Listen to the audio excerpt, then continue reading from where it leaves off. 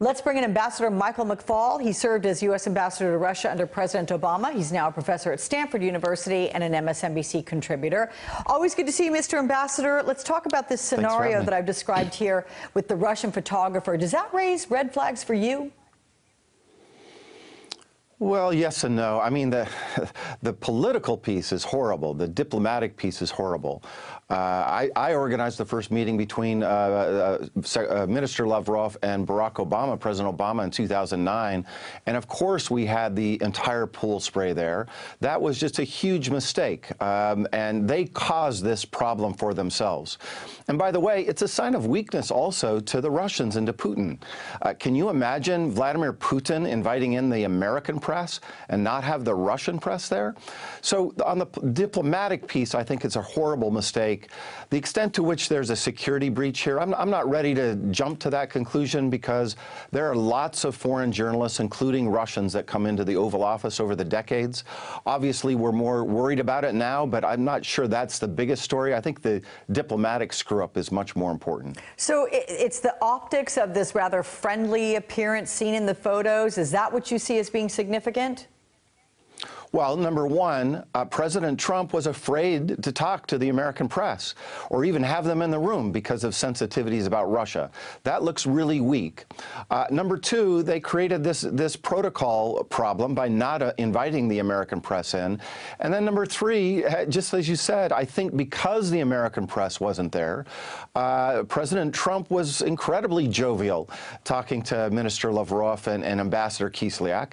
It didn't look like they were talking about the Russian investigation, the Russian violation of our sovereignty in the 2016 elections, or annexation of Crimea in Ukraine a couple of years ago. And that was a mistake as well. If you go back and you look at the photo of Obama and Lavrov, they have a serious look on their face because they were talking about serious stuff. Big picture here, though, sir. What do you make of the events overall of the past week surrounding James Comey's firing? Do you think we have learned anything significant in the Russia election meddling or gotten any answers to any questions? Well, I would say a couple of things. One, the president looks scared. That's what it looks like to me. If there was nothing here and it's all a big conspiracy that people like you and I have invented, why is he firing the FBI director? Number two, I think it now has animated the FBI to do the most thorough job that they can do. I mean, I think they would have done that anyway, but they seem more motivated than ever. And therefore, number three, I think this investigation is going to be with us for a lot longer. The exact opposite of what President Trump said he wanted. He wanted it to be shorter. He just made it longer by this action. In an aim to answer the questions surrounding President Trump's possible financial ties to Russia, one of his lawyers issued a letter yesterday which described a review of his tax returns from the last 10 years. And the letter claims that the tax returns do not include any financial transactions with Russian sources beyond two exceptions, those being, by the way, that NBC News has not been able to verify that information, but one is about a property that he sold to a Russian billionaire for many millions of dollars in Florida, and the other one being the money that he received for having put the Miss Universe pageant and broadcasting it there from Moscow. Is there anything that stands out to you about this letter, and does it help resolve any questions? What stands out about the letter is how strange it is. Again, if the president is sincere in wanting to wrap up this investigation, as he said to Lester Holt earlier this week, the fastest way the best way to accelerate the investigation is to release his taxes.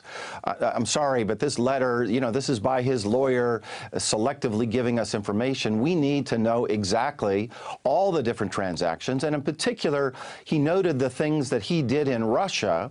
What I would like to know is what Russian investments are in Trump assets and Trump companies here in the United States and around the world, and that was conspicuously absent from that letter. I want to get to another headline this week, sir. Newsweek reporting that Russian hacking attempts on the U.S. government date back to at least 2007, and one of the targets was the 2008 Obama campaign. Is this something you were aware of during your time serving as ambassador? Well, I also served on the Obama campaign. I also worked 3 years at the White House before becoming ambassador. And no, my answer, no, it is not something that was known. Now, it depends on how you talk about it. Are the Russians seeking to gather intelligence on cyber systems all the time through phishing exercises? In other words, that I know about. And you know, I'm one of the, used to be one of their primary targets, and I still deal with that on a daily basis. Not only you, but also members of your staff, others at Stanford. I mean, that's what I've been led to believe by reading the article by Jeff Stein here from Newsweek. That's correct.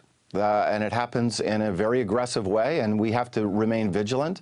So what is it? Are they phishing for information? Are they hoping that you would be, I guess, not sensitive enough to understand that they're looking for information that you could provide, or fill in the blanks, or what?